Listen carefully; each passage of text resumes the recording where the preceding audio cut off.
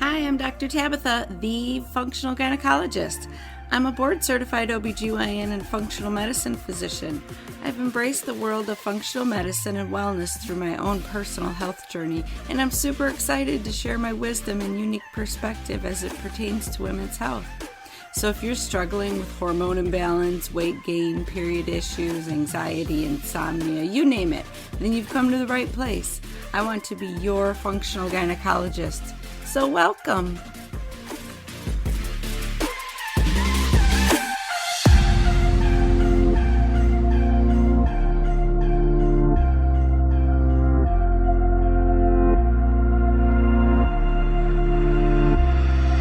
Hi ladies, so today we're having a great conversation with Reed Davis. He is a board-certified holistic health practitioner and a certified nutritional therapist, so that's pretty awesome. We are going to talk about comprehensive women's health and how it's never just one thing that's causing your issues, right? We need to look at you as a whole person, body, mind, and spirit, everything that's, in your environment, in your lifestyle, your choices, your food, all of it, and how it all interacts and plays on itself. So I love his perspective on things and the way that he, goes about investigating what's going on with someone and gets them on the path to wellness. So I love his approach. This is just a good conversation. So I hope you enjoy it. And, don't forget, if you're enjoying it, I would love for you to hit the subscribe button. Let iTunes and everybody know that you want to hear more of this. That helps me and helps all the women out there. And then share this episode with all your girlfriends, your sisters, your moms, your grandmas, your daughters, everybody, right? So I love that we're supporting each other and we're on this health journey together. I think it's so important. So today, we're going to talk about just comprehensive women's health and a different approach to getting you feeling better. Again, it's not your typical going to the doctor, getting your prescription, and we'll see you in 3 months. It's just a different way of looking at things. And we're going to talk about how your body handles things and tries to stay in balance and what prevents it from doing that. So it's kind of an eye-opening episode. I really enjoyed it. So I hope you do too. But let me sing Reed's praises real quick. So he is an expert in functional lab testing and holistic lifestyle medicine. He's the founder of Functional Diagnostic Nutrition and the Functional Diagnostic Nutrition Certification Course, with over 3,000 graduates in 50 countries. That is so awesome. So Reed served as the health director at a wellness center in Southern California for over 10 years with over 10,000 clients. So he has done a lot of lab testing, right? He's one of the most experienced clinicians in the world when it comes to this. Reed serves on the advisory board of the American Natural Wellness Coaches Board and the American Association of Natural Wellness Coaches. He lives in the U.S., and when he's not teaching the FDN Certification Course and helping his graduates build their private practices, he's usually found gardening or riding motorcycles. He's an awesome guy with a great perspective. And if you're interested in becoming a health coach because you have found that getting on this health journey has been so rewarding for you and you're just feeling inspired to help others and get others onto that path, like becoming certified with Reed is one of the best things that you can do. His coaches are uber successful. They help people all over the world. And so it's a really cool course if you want to do it. So we talk about that a little bit at the end. The link's in the show notes. But I just want you to listen, absorb, soak in the information, and figure out what kind of golden nugget you can get out of this episode. Just one little thing that you can say, oh my gosh, that makes so much sense. Take away, make some shifts in your life, and start doing something different.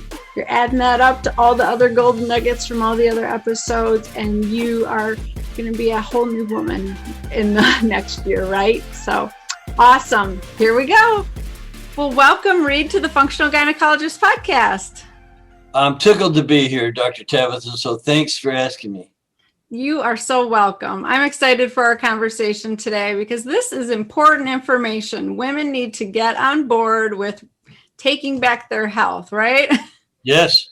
Yeah, I mean, if you don't take control of your health, someone else probably will. So let's work towards being in control of ourselves and our own destinies, if you will, especially today with the way things are.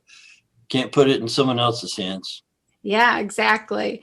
And I don't know about you, but I feel like women drive the health or unhealthiness of their family. You know, they're kind of the ones in charge oftentimes. They're buying the groceries, they're deciding what's for dinner.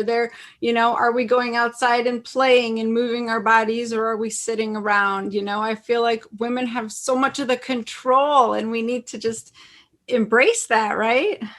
Yeah, no kidding. I started working in a clinic 22 years ago, and I had never had a health problem in my life. I've been to the dentist a few times, wisdom teeth or whatever, but I'd never been, and I didn't know what the medical system was like until I started working with women in a clinic. They were coming in, and they'd already been to 4 or 5 or 8 different practitioners, and they're the ones who get frustrated and desperately searching for help. So. Yeah, it was all women. And then once we had success, then they bring you their husbands, the non-stubborn ones, and then and their kids, and I love working with kids too. So yeah, women and children mostly. That's awesome. Yeah, I find that men are usually the last to jump on board, but when they do, it helps women be so much more successful, because they're doing it together. What are the most common things that you're seeing women come into you and your practitioners complaining about? It's chronic stress related disorders. We don't do anything with infectious disease or broken bones or, drive-by shooting victims or anything like that. No one's walking in our office with Ebola virus, these real emergent conditions. No, everyone's coming in with chronic stress related disorders. They're just really tired and overweight, and they can't sleep, and they got sinuses, allergies, moodiness, irritability, a lot of aches and pains, and digestive disorders. Obviously, just the stuff that started off 5 years ago, you felt okay, and then it slowly started to creep up on you. Now you could be a wreck with multiple complaints. You just know your life's not the way you want it. There's things about the way you look and feel you want to change. Yeah. And it's going to require some effort. And so you got to have an expert you can rely on who's going to find out really what's really wrong with you and fix that, instead of just a prescription, diagnose, treatment. Here's your prescription. People aren't settling for that anymore. I think it's wonderful. Yeah, I think you hit the nail on the head. The things are so insidious. They just kind of add up slowly over time. So it's not like you realize necessarily you're sick or you're not well. It's just at some point you realize, I do not want to feel like this. I am miserable most of the time, and something must be going on. Something must be wrong. And I hear the same thing all the time. They're just like, I'm not myself. I know I shouldn't be this exhausted. I'm not sleeping, all of that, right? Yes. And as a functional medicine practitioner, you see that, and you don't want to follow the typical algorithms that most doctors are required to follow. People are coming in. I have a word for it: metabolic chaos. There's just all of these things upstream that are out of balance or not working right, and then they interact with each other. So some of the underlying causes aren't even discoverable. There's no tests for them and these kind of things. But you can have an effect on it. If you have a holistic lifestyle program, along with whatever emergent things might need to be tweaked, then you get people on a path. So what we sell or enroll people in is a pathway. And I don't know a perfectly healthy person. I've been doing this 22 years. I don't know it perfectly. Do you know one? No, they don't exist in this day and age. It's not possible. Yeah. So people, they have this chaos ongoing, And you can only sort it out by getting on that path and going through processes like starting to eat right. I mean, really right for your type. We have the ways of figuring out the exact right diet, and going to bed on time and exercising and looking for stress. There's so many stressors around in the environment.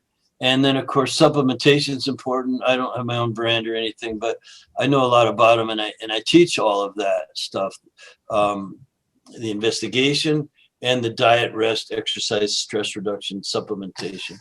Yeah. So when you are talking to clients about like, it's time to get on this path and go a different direction, do you give them any kind of timeline? Yeah, everyone's different. Yeah. So you probably want to start with their main complaint. Like if it's migraines, you better find a pretty short path between having them and not having them. So sometimes, there's little tricks, or we call that relief care. But once those are gone, then people go, well, I'm glad my migraines are gone, but I'm still tired. I'm not sleeping. So, that's why I say it's a pathway. It's not just take this for your migraines or for your asthma, for your skin condition, or for whatever it is. You've got to get people living right. And it begins with the first step. As far as timelines go, we want 90 days up front of a really strict, narrow path. So if we're selling a path or we're enrolling people into a pathway, number one, the practitioner should be walking it themselves.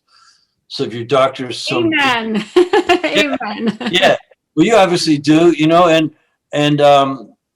with even with your 6 kids and all that, you find time to prepare and eat nutritious meals. You go to bed on time. You handle the stressors in an organized fashion. You don't let your life get out of control. So you want to set the example, but again, you're just enrolling people in that, and they're going to have to start with the first step, and it's going to vary from person to person. We find their weakest area. Let's work on that. But I just wanted to quickly go back to the 90-day thing. So we enroll people in a 90-day program. They're used to going to a physician. Standard medicine is you run a test. Yeah, here's your problem. Here's your pills. And then I'll see you in 90 days or maybe longer. Right. Good luck with that. In other words, and we're like, well, no, we're going to run a few labs, not just one. For one, we're going to look at some healing opportunities, and then we're going to work together for 90 days. Yeah. See the difference? It's like, there's the path. There's the first night. And then that's a bite-sized piece. People can commit to 90 days. And it starts when we're looking at your lab results, so it's not the day that you enroll. We're going to send you some kits. Most of these are at-home testing. Like I know you use the Dutch test. That's an at-home test. We have several others similarly, could be done conveniently from your house. And then when you sit down to go over the results, you get the lifestyle program. Covers every cell in your body, every tissue, every organ, every system. And then well, let's see, how are we going to implement this? And you got to work with the health coach or a doctor with coaching skills, or with the staff that can do the counseling part. Yeah. I know you still work one-to-one with clients, and so that's why it's important to have an enrollment things they could do at home. Yeah. And, I work side by side with my functional nutritionist because it takes a team, and it takes like ongoing monitoring and accountability and reassurance and motivation and all these things that you're talking about that a coach or a nutritionist can provide for someone. Because like you said, if you just hand them the plan and tell them to come back in 90 days, they're going to be the exact same. I did that for 10 years. I know how it works. It doesn't work. Right. Yeah. I started off like in the clinic as the patient educator. And so my talent became taking fairly complex information and making it simple, making it easy. And people would come in and there'd be a diagnosis and something they're working on. And I would say to them, it's not coming in the office and getting your prescription refilled. Or, we also had chiropractic and acupuncture. And so there was treatments available. And I said, it's what you do at home that matters. So I became really an expert in the lifestyle program. Like, what do you mean?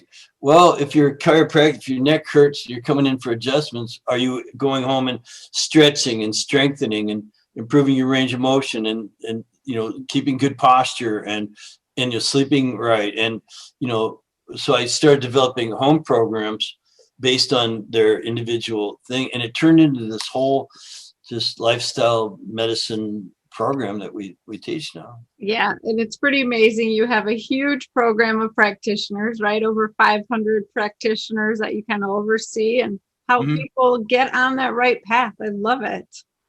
Yeah. So, again, I think what's important to get back to is that women care more about their health and they do more and they actually live longer. The Yeah. average age of death is, I think it's 78 for women, but it's about 74 for men. Even that's way too young. That's way too early to be kicking the bucket, Yeah. My mom's 91, still going strong, That's awesome. Yeah, my grandma just turned 94, and it's like my other grandmas lived that long. So I know I'm going to be here a while. I better, at least have a body that I feel good in and can do stuff with, Like that's how I start to see it. I used to see it as like, oh, it matters what it looks like. Now it's like, how does it function and feel? That's what's important. Yeah, and that raises the question of genetics. There's a lot of ability to test your genetics these days, but you can't treat genes. I mean, actually, the new vaccines are about treating the genes, but forget that. You can't treat genes. I can't treat genes. People can't treat their own genes. They can only control the expression of those genes. So when you said what kind of problems do I see in the office, it is your genetic potential. I see people with genetic potential, and that's usually a pretty good thing. They've not programmed to die at 30 or 40 or 50. Right. So they have this genetic potential. Now it gets signaling from the environment and from your lifestyle. So genes by themselves are just information, and it gets expressed in a healthy way. Hopefully you are able to detoxify your body and digest your food and all those things. Some of that is regulated by genes. But also the idea of getting, macular degeneration or diabetes, or there's genes that express in a very negative way, prostate cancer, you name something. Yeah. So what do we do? Well, if ill health is the result of your genetic code getting signaling from environment and lifestyle, we better make that environment and lifestyle the best we could possibly make it. That's how you control genetic expression. But again, my mom's 91. If you don't mind, I'll tell you a quick funny story. Because one of the things that is signaling, if you will, is our self-signaling. What we tell ourselves, how we view the world. And so we're actually, when you get up in the morning and go, life sucks, well, it's probably going to suck, for you. Yes. But if you get up, you can actually make a conscious decision that you're going to have a positive mental attitude. That's a form of signaling that affects genetic expression and the expression of health. And so my mom, last Thanksgiving, I was visiting her in another state, and she was sitting in her car in my sister's driveway, and she's 90 then, and my brother-in-law is about 65. He's putting air in her tires. He's just checking his mother-in-law's tires, nice thing to do, all that, right? And his name's Ernie. So my mom goes, hey, Ernie, who's going to check the air in my tires when you're gone? In other words, and she said it so innocently. It was like, that's her attitude. That's awesome. You're just like, as if she's going to outlive him. Yeah. So you have your genes, but you have the signaling, and that's the key, including how you view the world. Yeah, exactly. So I love it. You're really focused on just overall healthy, positive lifestyle, tuning in your diet, getting your body moving. So when you have a woman who seems like she's totally hormonally imbalanced, she's overstressed, life is, she's let stress take control of her life, where are you starting with them? I start with some lab work. Actually, I don't work with a person that won't let me get some data. This Good. data is it's just information for me. I'm not looking to diagnose and treat a specific thing.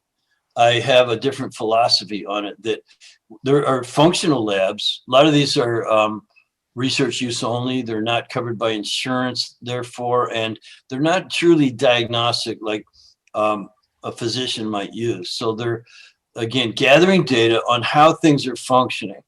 I check 6 main areas: the hormones, the immune system, digestion, detoxification, energy production, and then the nervous system balance. Because in 22 years, and having run thousands of labs on thousands of people, it's kind of my claim to fame. I ran more labs than anybody, almost anybody on the planet. And I made observations. Now, this is back in the day. I had some good alternative mentors. But I made these observations, and everyone coming in, remember, mostly women, they would have this complaint or that complaint. It was anything from, perimenopause to osteoporosis to, prediabetes to you just foggy thinking. Fibromyalgia was really big back then. And so I would say, look, you've already had enough diagnoses and treatments. That's like guess. It's you just trial and error. Try this, try that. This is why people go from one practitioner to the next. Yeah. And I might have been number 6 or 8 or 10. I would say, look, I want to be the last one. You got to let me do some research here. You got to let me be your health detective. And I don't want to look in one room or 2 rooms. I want to look in the whole mansion, the whole house. So again, top to bottom: hormone, immune, digestion, detoxification, energy production, nervous system. By the way, it spells hidden, HIDDEN. So it's very easy to remember. And I found that I could identify these imbalances and dysfunctions, and some things were okay, but some things weren't. And when we just, again, don't diagnose, treat specifics, that's number 1. And number 2, no drugs. We're a member of the American Association of Drugless Practitioners.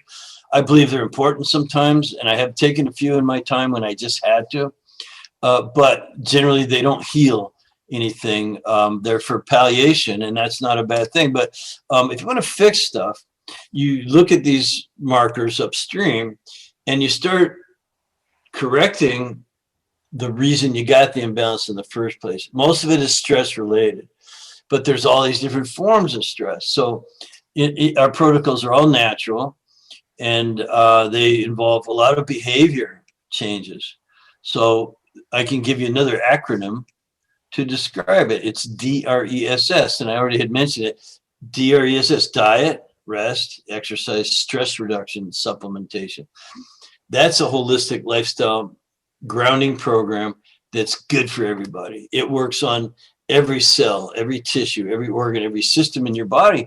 And simultaneously, by the way, so if you have a multi-causal, funnel of complaints, you ended up down here all in that metabolic chaos state, multiple complaints. Well, you've got to go up and use a multiple healing approach. And it's just like magic how it works. Now, we don't guarantee results, but we guarantee we're here for the right reason and reasonable results.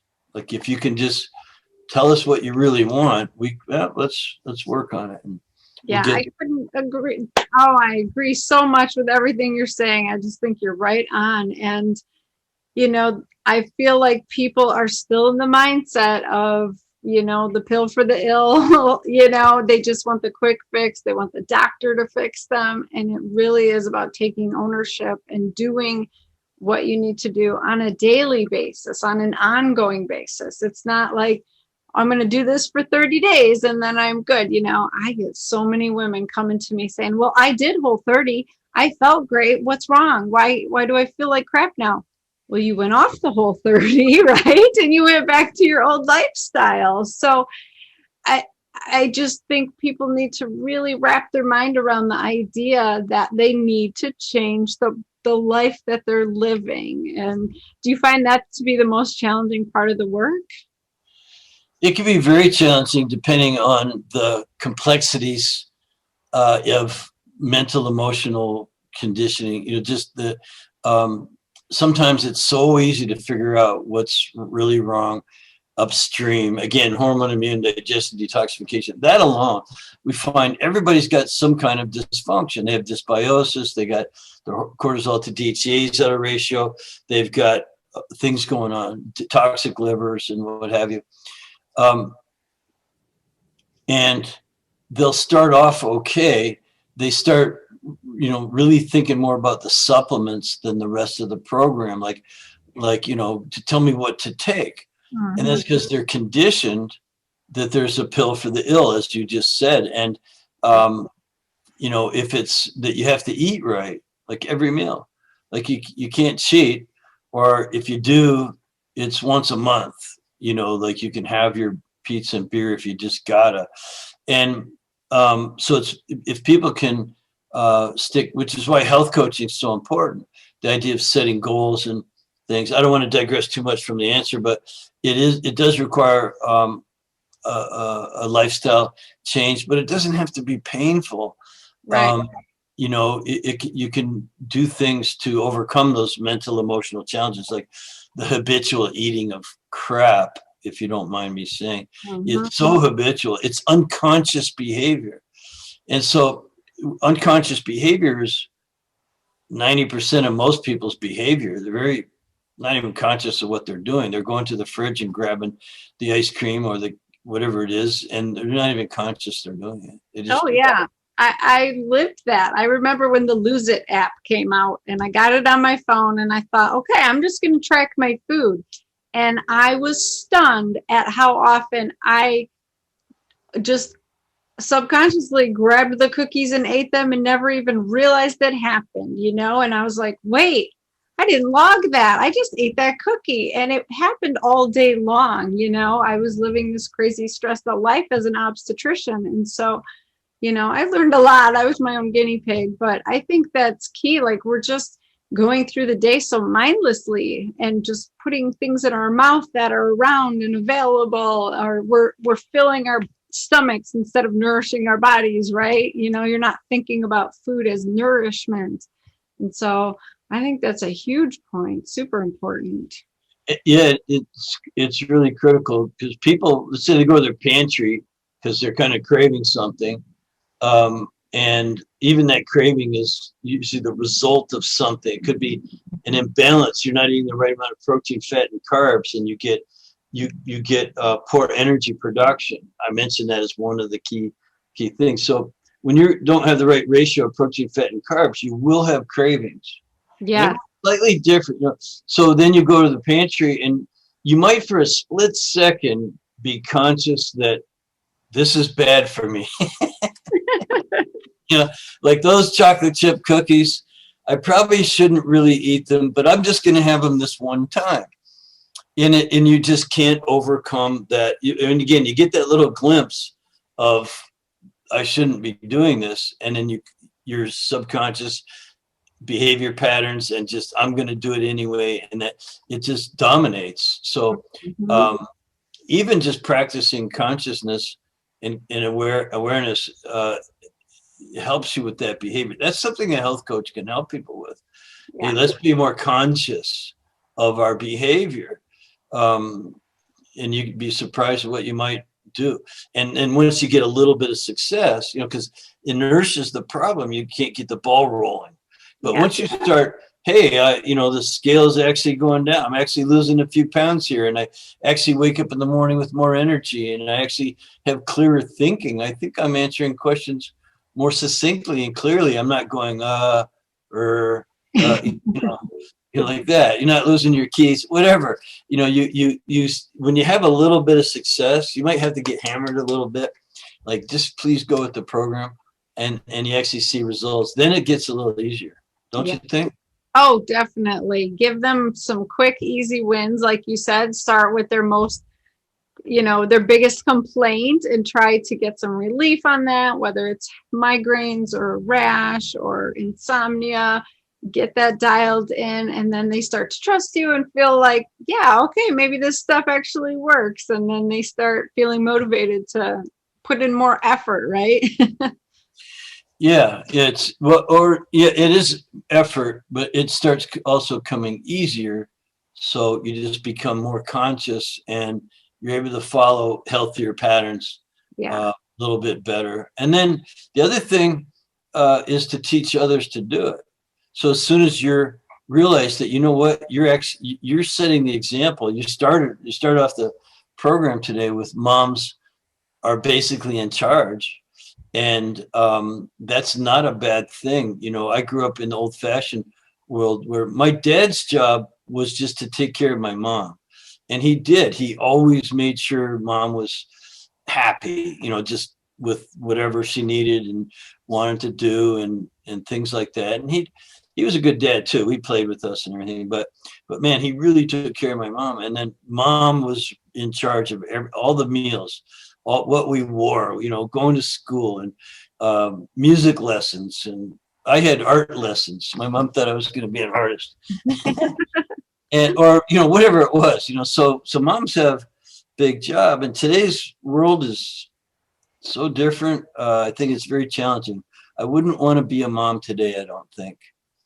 Yeah, it's definitely challenging. And, you know, I would love to hear what you're seeing most commonly in these women. You know, over in the Midwest, I'm in Michigan, I see a lot of insulin resistance and prediabetes, and it is stemming from their crazy stressed out lives, their increased wine production. You know, they're having a glass of wine to handle and get rid of the stress in the evening. Then they can't function and wake up in the morning. So they're drinking caffeine and they're in that roller coaster. And so that's pushing them down that diabetes path. Are you seeing that over on the All the West time. Coast? Yeah.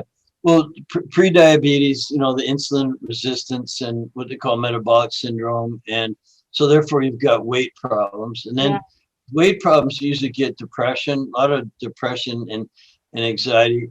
But you see the opposite too. You see women that they just are, you know, not anorexic, but they're just really super concerned, and they're spending all this money on surgery and unhealthy stuff. And then, yeah, the alcoholism and drug use and things.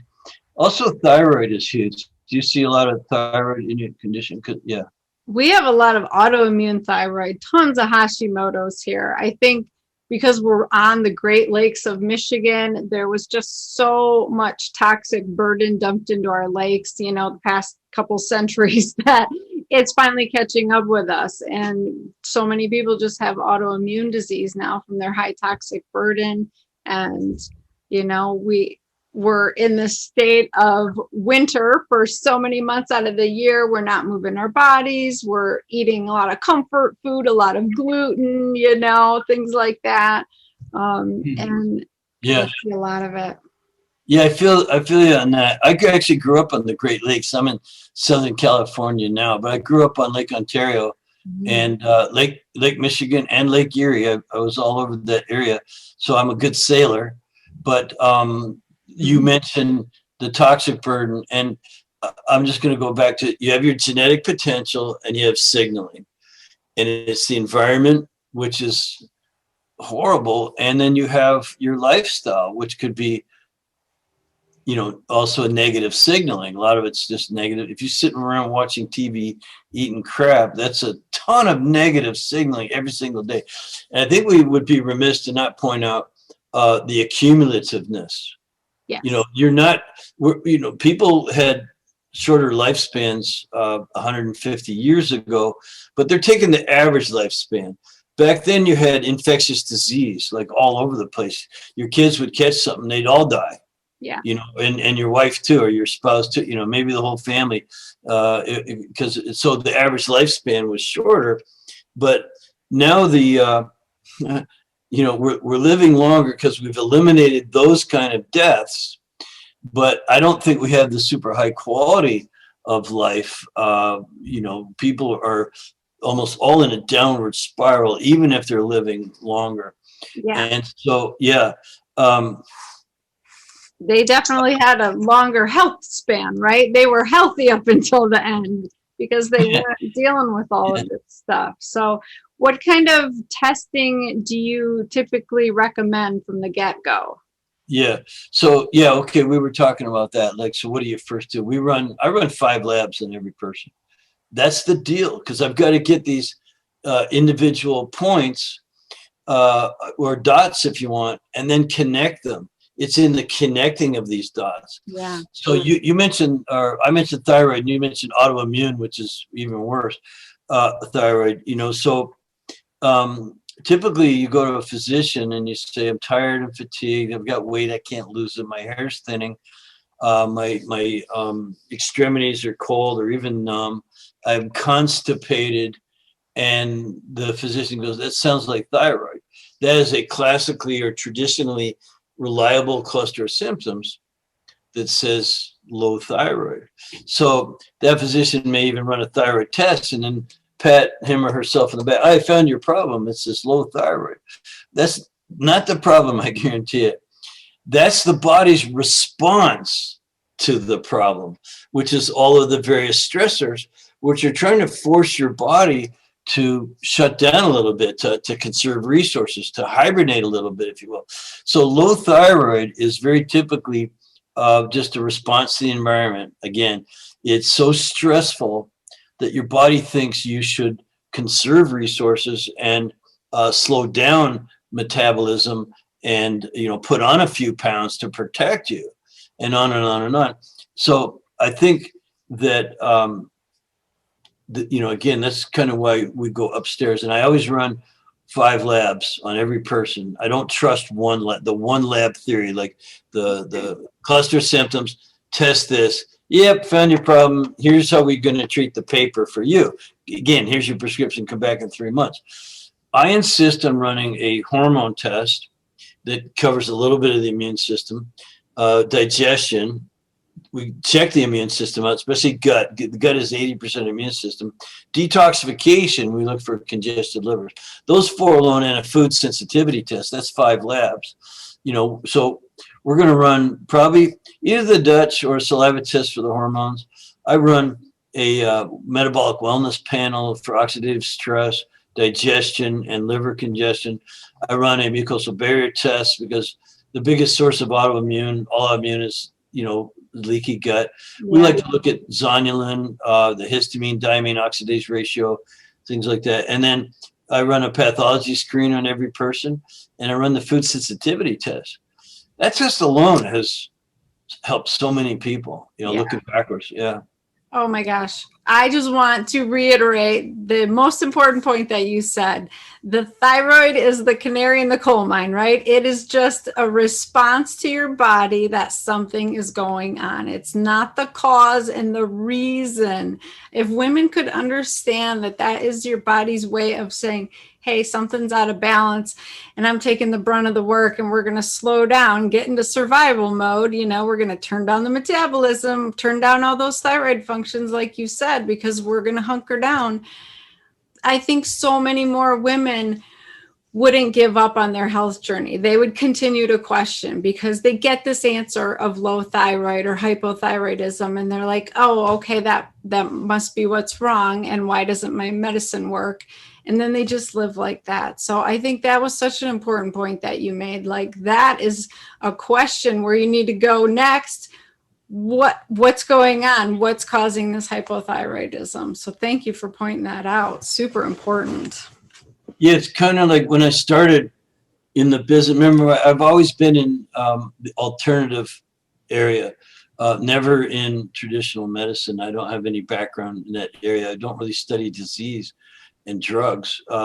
So in the day when I very first started, everything was adrenal fatigue. And there was these analysis we did that said, oh, you've got adrenal fatigue. And then we would give people things to do. And a lot of it would actually work because we were reducing stress on the adrenals. There really was never anything wrong with the adrenal glands themselves. They weren't really tired. They just started, metabolic processes changed a little and things got out of balance. Mostly the cortisol, which is your stress hormone, and it's very catabolic. It breaks your body down.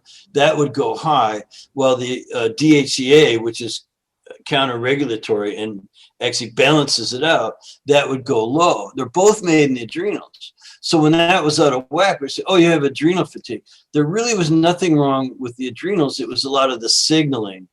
and Right. maybe the receptorship a little bit. And then, of course, the output. And the adrenals also output aldosterone, which controls your electrolytes in your body. And, that can lead to a lot of problems too. So the adrenals weren't really getting tired. And hypothyroidism is kind of like the new adrenal fatigue. Oh, it's your thyroid is tired, hypo. It's the signaling. It's being suppressed in some ways, and it's not expressing, keeping your metabolism up for a reason. Yeah. That's I truly believe that our bodies are made to be healthy and maintain homeostasis, and that our organs are not just naturally going to go dysfunctioning, and cause disease. Like, that's not how bodies are created. We are doing this to our bodies from, what we've created in society, all the toxins, everything else. And we need to remove those impedances. We need to support with nutrition. And, it's like the idea that your gallbladder's sluggish and it's not functioning well, so let's take it out. Like, that's not how our bodies were created to be handled, just like you overstress the adrenals. It's not the adrenals' fault. They're doing their job. They're protecting you. They're down regulating for a reason, and if we can understand that and embrace it, I think we'll all be better off. Yeah, precisely. Let's ask your audience a question. Do you think you have to teach any cells what their job is? Right. Obviously not. There's an innate intelligence, and you just reminded us of it when you said you truly believe the body is designed to be healthy, and that basically it's there to be screwed up by us. We're not saying people don't have some genetic defects, mutations and things that happens. Again, I think because of the environment, but it happens. But otherwise, you're designed to be healthy. The body seeks balance. It's called homeostasis in every cell.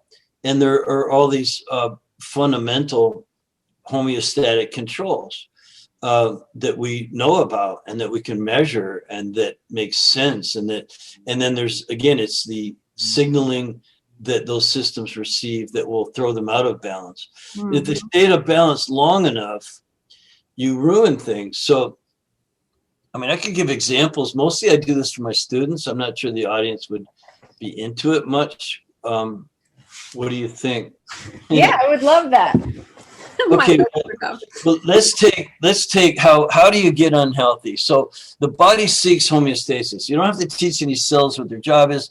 Those cells know if what kind of tissue they belong in, if they're brain tissue or muscle tissue, and everything works together and knows what everything else is doing too.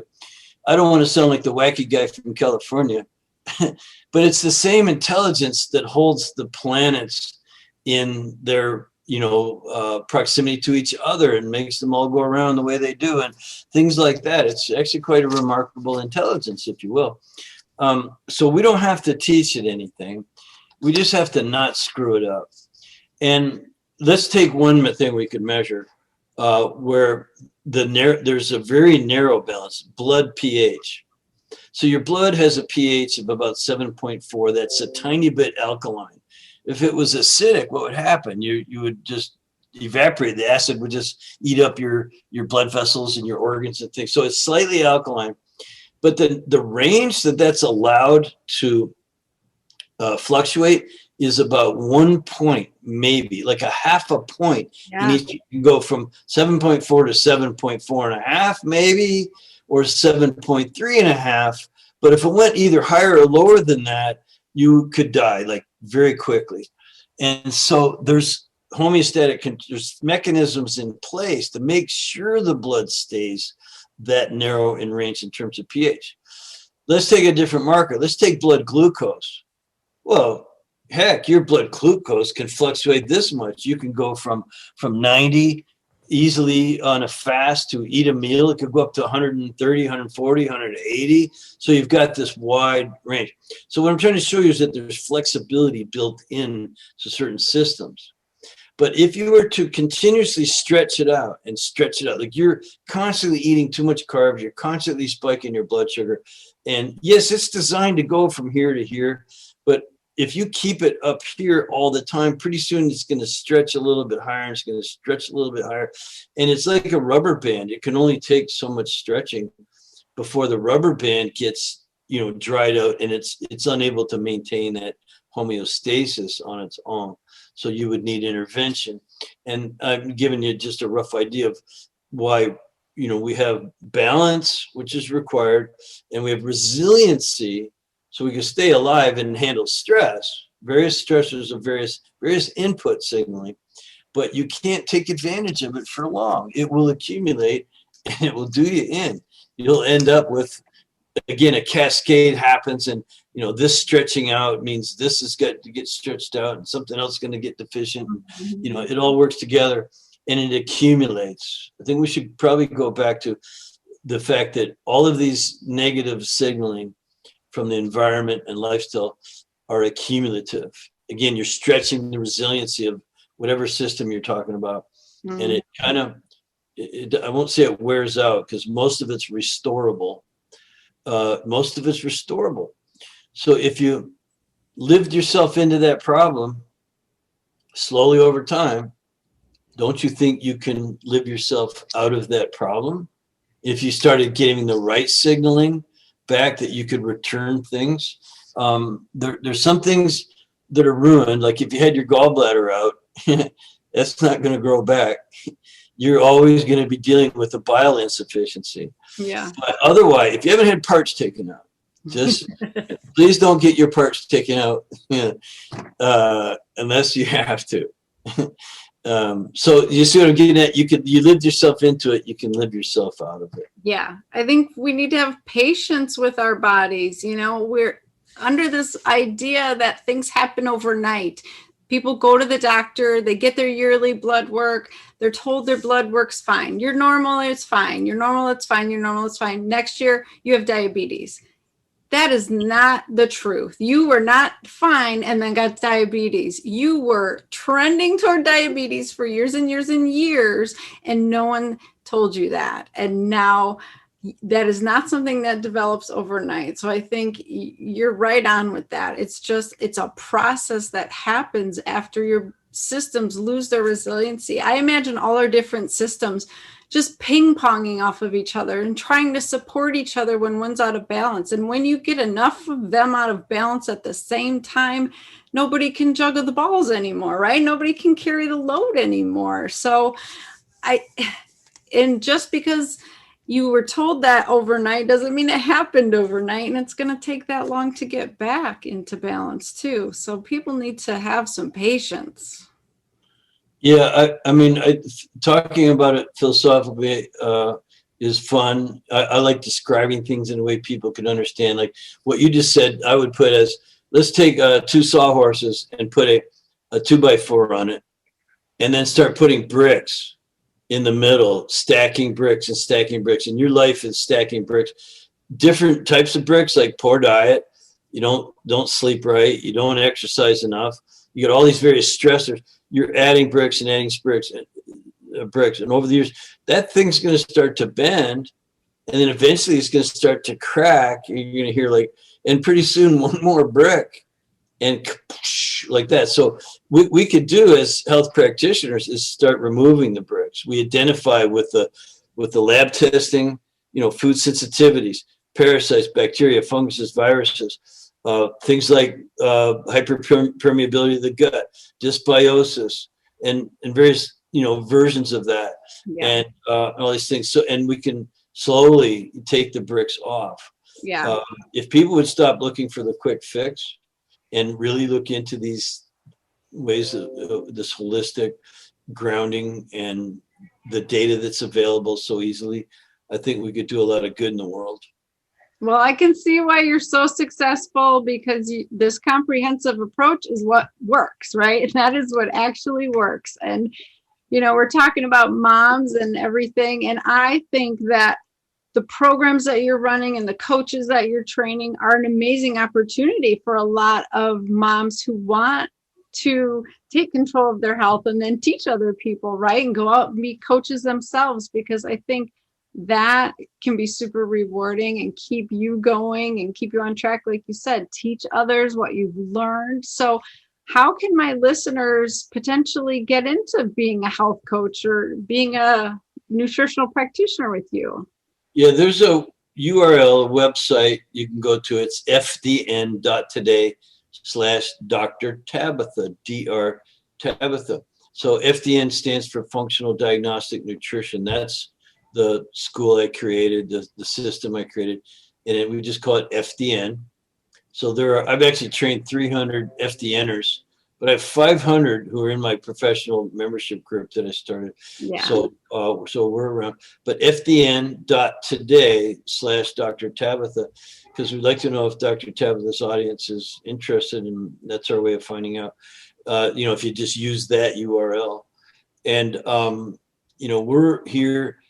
My mission is to create an army of natural practitioners who look at underlying causes and conditions, and by the way, who are not opposed to medicine. We actually work hand in hand. Like we understand very well what is our backyard and what is that of a physician who does attendant care, who does emergent issues. Good example is if you have headaches and they're constant every day and they pound and pound and things like that. Well, a physician could run some tests that we can't. I can't do brain scans and MRIs and CT scans of cysts in your liver and things. So it's really good to get both. But if your physician has sort of turned you away, like nothing's wrong with you, you're not crazy. Yeah. You're not crazy. If you don't feel the way you want to, or like how you used to, there is something wrong. Something that's again out of balance. It's losing resiliency, and that's what we're there for. Not to practice medicine, but just to identify healing opportunities and then build health.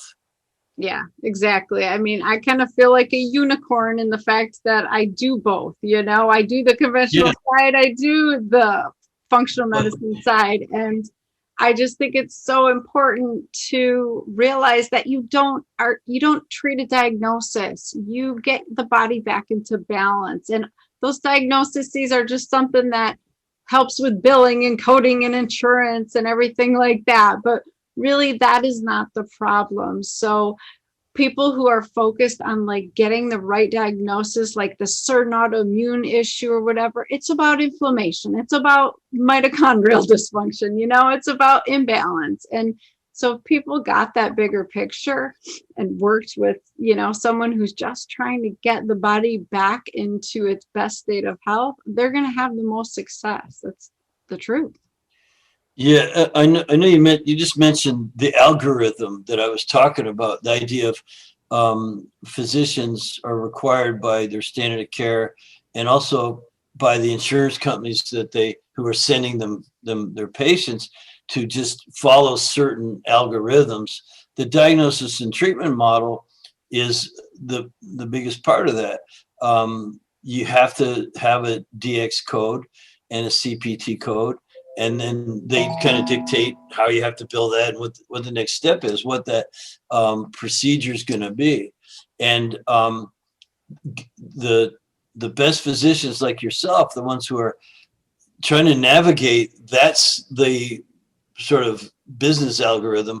But here's what my patient really needs. Right. And it may not be offered within that algorithm. And so that's where, the health coaching thing and the collaboration that you have ongoing with your functional nutritionist and that are really critical. So good on you, Dr. Tabatha, for being, beyond the algorithm. Thank you. It's been a long road. And, I just want other physicians to see the light, because once you know better, you do better. And it's a broken system. We're all caught up in it. And we just need to realize that there's a better way to look at things. I often see women who don't have a diagnosis yet because they aren't there, but they are on that path. And you got to turn around and go the other direction. I mean, it's just important to focus more on prevention and reversal than waiting for that diagnosis. It's so much harder to get back from diabetes than it is from pre-diabetes, you know? It's just a huge difference. So Yeah, good on you. yeah. Well, thank you for all the work you're doing. You're making huge difference for women and for men all over the world. So that's awesome. I'll have all the links in my show notes, but Okay. where else can my listeners follow you? We On have social? Yeah, we have social things. You can put that in the notes too. There's a website. It's FDN Thrive, like Thrive, FDNThrive.com. That's a pretty cool place. There's a podcast listed there where we interview different people. We should have you on, Dr. Tabatha, because you're out there. Okay, I'll refer you to my blog, my podcaster, and I'm looking forward to working with you because you're out of the box and people need that. Yeah. And the last thing I'll say about it is it makes for happier doctors too. Even though a lot of them make a lot of money in the old algorithm, they can't be that happy because they know that their customers, if you will, their patients are frustrated and looking around. You know, they're looking around for something else besides what they're given. So that you obviously seem like you're happier. And that's why you're I'm much happier because my patients actually get better, right? They don't just keep coming in complaining about the same thing year after year, gaining another 5 pounds, feeling more tired, you know? Like we're actually making headway now. I agree totally. What a concept. Your patients actually get better. Imagine. Yeah. Good on you, and thanks for having me, Dr. Yeah, Ted. thanks for being an awesome guest, and we'll talk to you soon. All right, ladies, I hope you got something out of that episode. I really enjoyed talking to Reed. I think everything he's doing is amazing, and he's right on to actually reclaim your health and feel amazing and vibrant and have energy and have your body functioning and doing everything you want it to do. It's a journey. It's not an overnight pill or supplement, right? It takes some work, and you can get to the point where that's just your new life, and it's not full of effort and it's not difficult. You know, I went through that myself. Finally coming to terms with not eating gluten, I felt like a victim for a while, like, oh, poor me, I can't eat gluten, I'm missing out on all of this stuff. But when I shifted my mindset and started thinking and realizing I'm so blessed I found my problem, and when I don't eat gluten, I don't have pain, I don't have depression, I don't have eczema, my bowels work, like that was my focus. And I felt so blessed that I was able to fix those things. And so I don't feel bad not eating gluten anymore. I don't feel deprived. I feel amazing and blessed that I figured out my problem, and then I actually am in control of how I feel. And so it's super empowering when you really take ownership of your health journey. So I really encourage you to do that, because you are the only one who can make yourself feel better and get back into balance. I'm a doctor, but that doesn't mean I can fix you. I can only guide you and help you along the way and be your cheerleader. Like, I'm totally down with that. And I will help you see where your imbalances are and where we need to work on. And I will be there cheering you on, hugging you, being here for you every step of the way. But I can't do the work. You have to do the work. So if you are like ready to do that work with me, I would love to help you.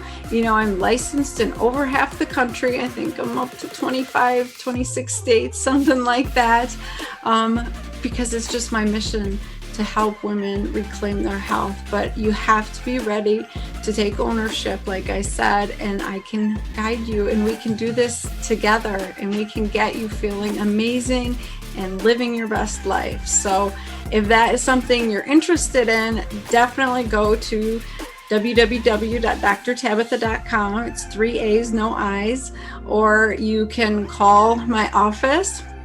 The links are all in the show notes.